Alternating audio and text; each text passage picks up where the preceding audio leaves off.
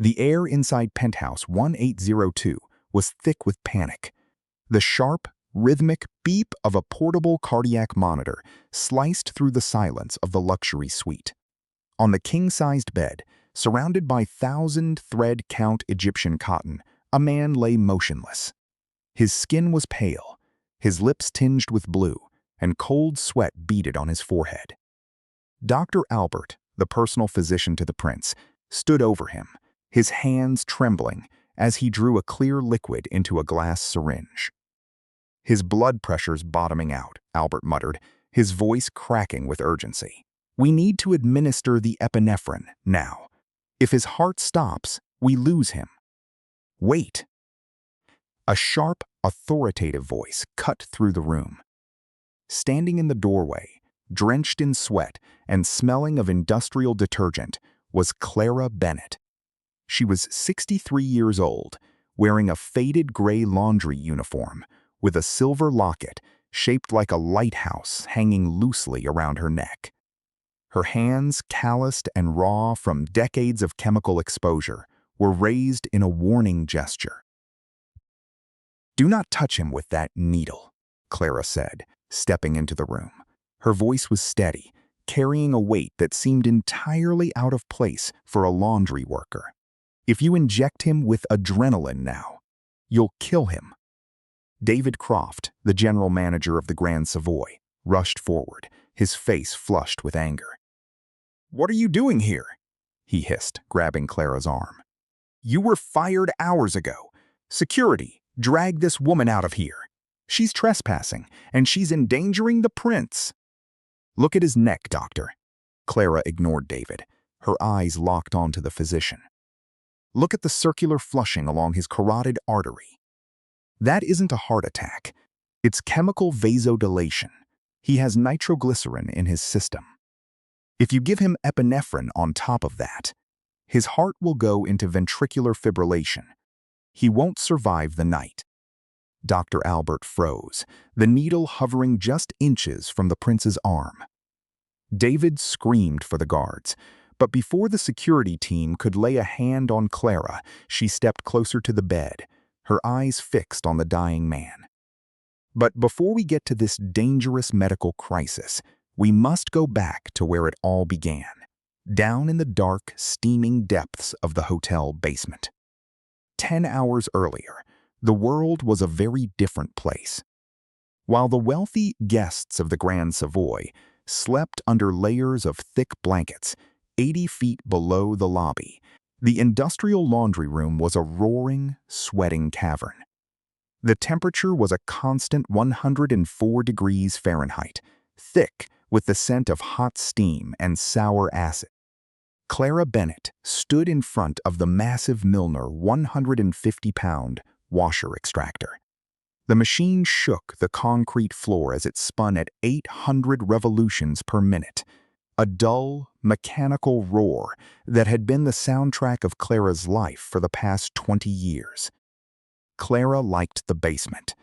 It was loud enough to drown out her thoughts, and hot enough to keep the old aches in her bones at bay. She reached into a large canvas bin, pulling out a heavy, crumpled sheet. It was a king-sized flat sheet from the Penthouse suite, woven from long staple Egyptian cotton. The fabric was heavy, cool to the touch despite the steam in the room. Clara ran her hands over the hem, checking for tears or stains. This was her routine. While the modern world relied on automatic sensors and high-speed folding machines, Clara trusted her hands. Her fingers, scarred by industrial chlorine and alkali, could detect a single loose thread or a microscopic drop of grease that the optical scanners missed.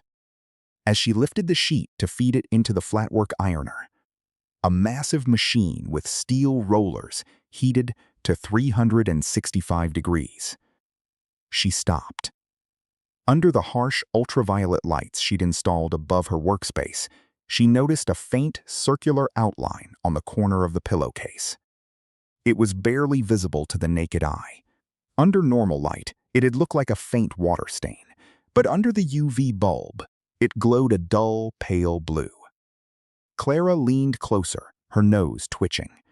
There was a faint, sweet, chemical smell lingering on the cotton. It wasn't the fresh, lavender-scented detergent she used for the VIP linens. It was something different. She touched the spot.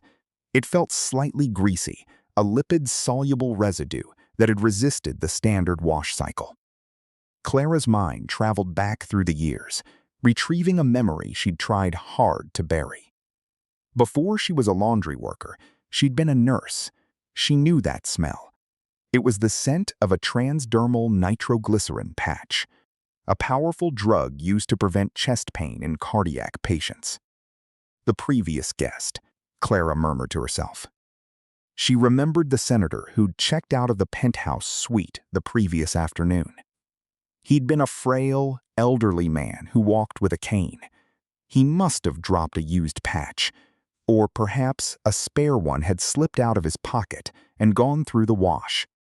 When the sheet went through the flatwork ironer at 365 degrees, the heat had melted the polymer backing of the patch, liquefying the active nitroglycerin and baking the raw, concentrated chemical directly into the fibers of the Egyptian cotton. This was dangerous. Nitroglycerin is easily absorbed through the skin, and a concentrated dose on a pillowcase could cause a sudden, catastrophic drop in blood pressure for anyone sleeping on it. "This needs to be rewashed," Clara said aloud.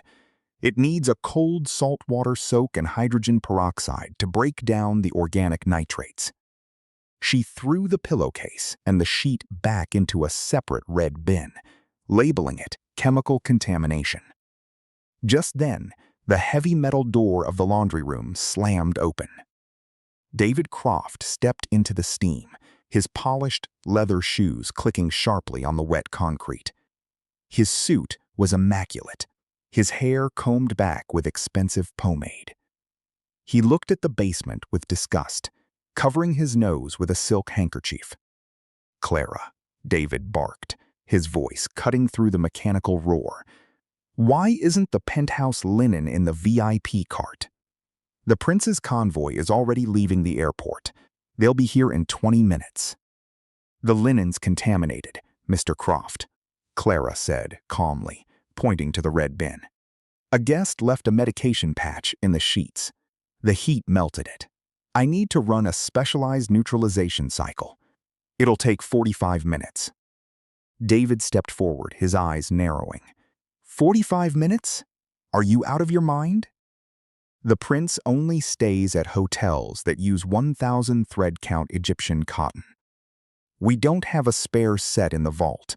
You were supposed to have this ready 2 hours ago." "It isn't safe, Mr. Croft," Clara repeated, her voice firm. "The chemical on this sheet's a vasodilator. If the prince sleeps on this, he could suffer a severe medical reaction." David scoffed. "A medical reaction from a bedsheet? You're a laundry worker, Clara. Don't lecture me on chemistry. You've been slow all week, and now you're making up excuses to cover your incompetence." In his anger, David reached for the red bin, but as he did, he bumped into the heavy iron utility cart. The sudden impact knocked a stack of freshly folded, pristine white towels onto the wet, soapy floor. David looked at the ruined towels, then at Clara. His face turned red. "Look at what you did!" David roared, though it was his own clumsiness that had caused the accident. "You're clumsy, you're slow, and you're a liability to this hotel." He stepped up to Clara, snatched the employee ID badge from around her neck, snapping the plastic lanyard. "You're fired," David hissed, throwing the badge onto the wet floor. "Pack your things and get out of my hotel, now." Clara didn't argue. She didn't raise her voice. She simply looked at the badge lying in the dirty water, then up at David. "The sheet, Mr. Croft," Clara said, her voice dropping to a low, quiet whisper. "If you put it on that bed, you're putting a life at risk." "I don't care about your stories," David said, pointing toward the exit. "Leave, before I have security throw you into the snow." Clara walked to her locker. She took out her worn wool coat, a pair of knitted gloves, and her small canvas bag. Inside the bag was her only possession of value, a silver locket, scratched and tarnished, shaped like a lighthouse. She stepped out of the basement, exiting through the service door into the freezing Boston night. The wind was howling. The snow fell in thick, heavy sheets, reducing visibility to a few feet. It was a level 4 blizzard, the worst the city'd seen in a decade. The streets were empty, the traffic lights blinking amber in the whiteout. Clara walked to the bus stop on the corner, wrapping her coat tightly around her shoulders. She stood under the metal shelter, her breath forming thick clouds in the freezing air. She waited. 10 minutes passed. Then 20. The digital display at the bus stop flickered and died. The public transit system been shut due to the storm. There were no taxis, no cars, nothing but the howling wind. Clara realized she couldn't go home. The roads were blocked and the temperature was dropping rapidly. She'd freeze to death if she stayed outside. With no other choice, she turned back toward the Grand Savoy. She'd wait in the staff lobby near the entrance, out of David's sight, until the storm cleared. As she walked back, she felt the cold metal of the locket pressing against her chest. She held it in her gloved hand, her mind drifting back to another storm. Many years ago. It was November 1996. The North Sea was a violent expanse of black water and towering waves. Clara Bennet, then 33 years old, was a young naval nurse stationed aboard the HMS Defender, a Royal Navy rescue vessel. A luxury yacht, carrying several foreign dignitaries, had been caught in a sudden, catastrophic storm. The vessel split in two, its passengers thrown into the freezing water. The HMS Defender arrived in the dead of night. Clara remembered the sound of the wind, the screaming of the survivors, and the freezing spray of the sea. She'd been lowered into the water on a rescue line, her hands freezing as she pulled survivors onto the Zodiac boat. One of those survivors was a young man, barely 30. He was suffering from severe hypothermia, his heart rate dangerously low, his lungs filled with salt water. Clara'd spent 6 hours in the medical bay of the HMS Defender, refusing to leave his side. She'd wrapped him in warm blankets, administered heated IV fluids, and hummed an old sea shanty, the leaving of Liverpool, to keep him conscious, matching the rhythm of her song to the slow, steady beat of the cardiac monitor. Before he was transferred to a military hospital, the young man taken a silver locket from his pocket, a family heirloom shaped like a lighthouse, and pressed it into Clara's hand. "You kept me alive," he'd whispered. "I'll never forget the nurse with the lighthouse locket." Clara'd kept that locket ever since. It was a reminder of a time when her hands saved lives, before the fire took her husband and daughter, leaving her alone in the world, a ghost working in the basement of a wealthy hotel. Now, 30 years later, Clara stepped back into the service entrance of the Grand Savoy, shaking the snow from her coat. She sat on a wooden bench in the corner of the employee locker room, holding the locket, listening to the distant hum of the hotel above her. Upstairs, the lobby of the Grand Savoy was a scene of frantic activity. Despite the blizzard, the prince's convoy arrived. Security men in dark suits stood at every entrance, their earpieces glowing in the warm light of the chandeliers. David Croft stood at the center of the lobby, his face stretched into a sycophantic smile as the heavy glass doors opened. Prince Ferdinand of the European Principality stepped inside. He was 58 years old, tall, with silver hair and a tired, dignified face. He wore a heavy wool overcoat with a velvet collar. Beside him was his personal physician, Dr. Albert, and a small entourage of advisors. "Welcome to the Grand Savoy, Your Highness," David said, bowing low. "It's an absolute honor. We've prepared the penthouse suite to your exact specifications.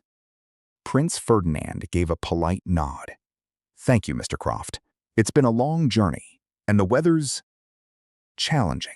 I'd like to retire to my room immediately. Of course, Your Highness. Right this way, David said, guiding them to the private elevator. As they rode up to the 18th floor, David felt a wave of relief.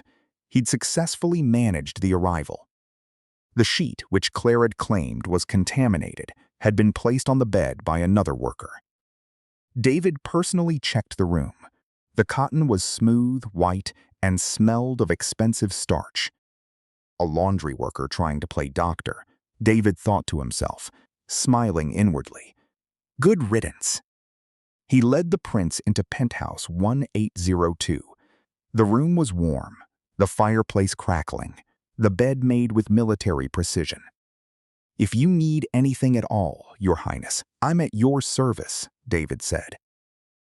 Prince Ferdinand took off his coat, revealing a slight, fresh cut on his neck, a minor shaving nick from earlier that evening. He lay down on the bed, resting his head on the plush pillowcase. Thank you, Mr. Croft. That'll be all, the prince said. David bowed and stepped out of the room, closing the double doors behind him. He stood in the hallway, adjusting his tie, feeling like the king of the world. 15 minutes later, Prince Ferdinand wasn't asleep. He felt a sudden throbbing pain in his temples. It was a violent, pulsing headache, unlike anything he'd felt before. He tried to sit up, but the room spun violently. His heart began to hammer against his ribs, racing at a terrifying speed. Albert, the prince gasped, his voice barely a whisper. In the adjoining room, Dr. Albert heard the prince's muffled voice. He rushed into the bedroom and found the prince clutching his chest, his face pale and covered in sweat, his breathing shallow and rapid. Albert immediately pulled his stethoscope from his bag, pressing it to the prince's chest. The heartbeat was a chaotic, racing gallop. He hooked up a portable cardiac monitor to the prince's wrist.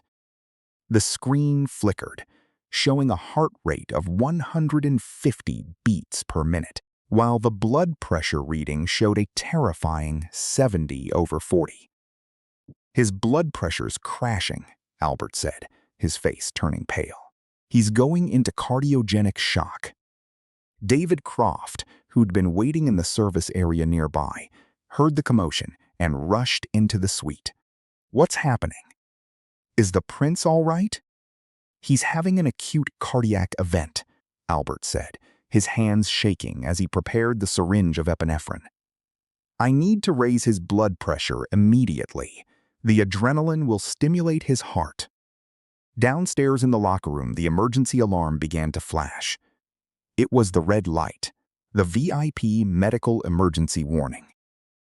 Clara looked up. She saw the red light flashing on the wall, Penthouse 1802.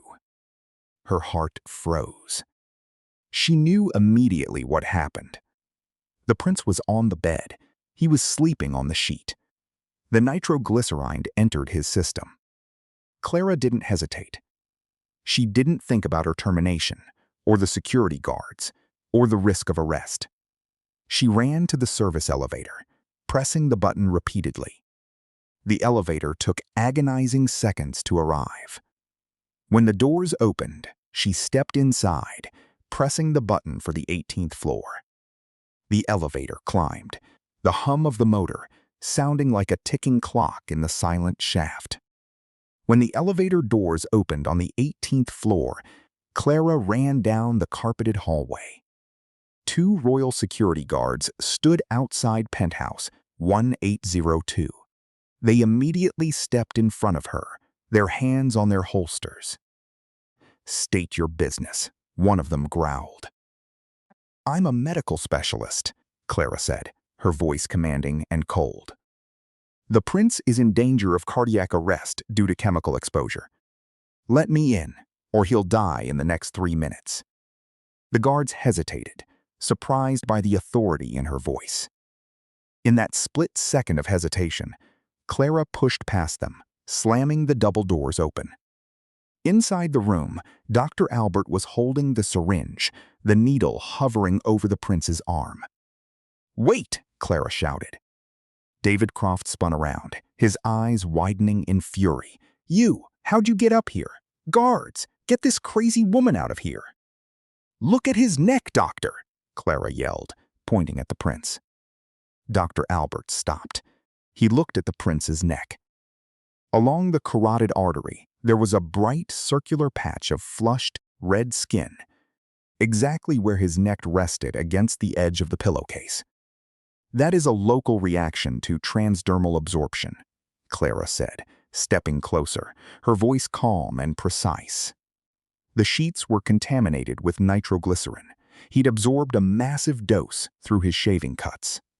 "If you give him epinephrine now, the drug interaction will cause ventricular fibrillation. You'll kill him." Dr. Albert looked at the syringe in his hand, then at the prince's neck, and finally at Clara. How do you know this?" "I was a naval nurse for 15 years, Clara said, her eyes locked on the doctor. "I've treated chemical exposures and cardiac emergencies in the middle of the ocean. Trust me, put the needle down." "She's lying," David screamed, his voice cracking with desperation. "She's a disgruntled employee. I fired her today. She's trying to ruin the hotel's reputation." "Doctor," Clara said, ignoring David, "check his capillary refill time." Albert pressed the prince's fingernail. It turned white and stayed white for 4 seconds before the color returned. "His peripheral circulation's failing," Albert whispered. "You're right. It's vasodilation. The adrenaline would have caused a fatal arrhythmia." "What do we do?" Albert asked, his authority slipping away, looking at the laundrywoman for answers. "Keep his feet up," Clara commanded. "Raise his legs 45 degrees to get the blood back to his heart. Get cold compresses on his neck to stop the absorption, and put him on low-flow oxygen. We need to buy time for the drug to clear his liver." Dr. Albert immediately followed Clara's instructions. He grabbed the pillows, stacking them under the prince's legs, raising his feet. Clara rushed to the bathroom, grabbing a clean towel. She soaked it in ice water from the ice bucket, wringing it out with her strong, calloused hands. She returned to the bed and gently placed the cold, wet towel around the prince's neck, covering the flushed red circle.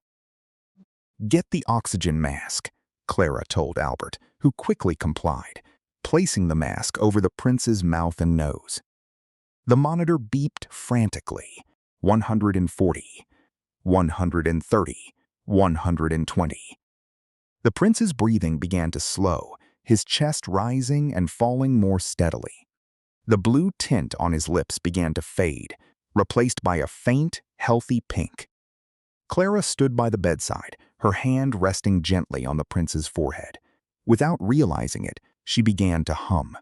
It was a slow, quiet melody, a rhythmic tune that had matched the steady beep of the monitor. "I'm bound away to leave you. Goodbye, my love. Goodbye." Prince Ferdinand's eyelids fluttered. He slowly opened his eyes, the room coming into focus. He looked at the face of the woman standing over him. He heard the song. He looked at her neck. Hanging from her collar was the silver locket, the lighthouse. The prince's eyes widened. He reached up, his trembling hand touching the cold metal of the locket. "Clara," he whispered, his voice dry and cracked. It is you." Clara froze. She looked down at the prince. For 30 years, she'd carried the locket, never knowing the name of the young man she'd pulled from the North Sea. He'd been a nameless face in a storm. "Your Highness," Clara whispered. 30 years, Prince Ferdinand said, a faint smile touching his lips. "I've searched every naval hospital in Britain for the nurse who'd sang to me in the dark." David Croft stood in the corner, his mouth open, his face turning a sickly, pale white. The room was silent except for the steady, normal beep of the heart monitor. What? What is the meaning of this? David stammered, his voice trembling. Your Highness, this woman's a laundry worker. She was dismissed today for gross negligence. Silence! Prince Ferdinand roared, sitting up on the bed, the cold towel falling from his neck. He looked at David, his eyes flashing with a cold, royal fury. This woman saved my life 30 years ago in the North Sea, and tonight she'd saved my life again from your criminal incompetence. Your Highness, I didn't know, David pleaded, his hands shaking. The sheet, it was a simple mistake. A mistake? Dr. Albert stepped forward, his voice filled with anger. This woman warned you about the contamination, didn't she? David looked down, unable to meet the doctor's eyes. She warned you, the prince said, his voice dropping to a dangerous whisper. And you fired her to protect your own pride. You put my life and the reputation of this hotel at risk to hide your own mistake. The prince turned to his advisor, who was standing near the door. Call the chairman of the Savoy Group, the prince commanded. Tell him that I'm purchasing the Boston Grand Savoy immediately. I want the deed signed before the storm clears tomorrow morning. And as for Mr. Croft, the prince looked at David. He is to be removed from the premises immediately. Contact the police. I want him prosecuted for reckless endangerment and criminal negligence. David Croft fell to his knees on the carpet, his face buried in his hands. Please, Your Highness, my career, my life.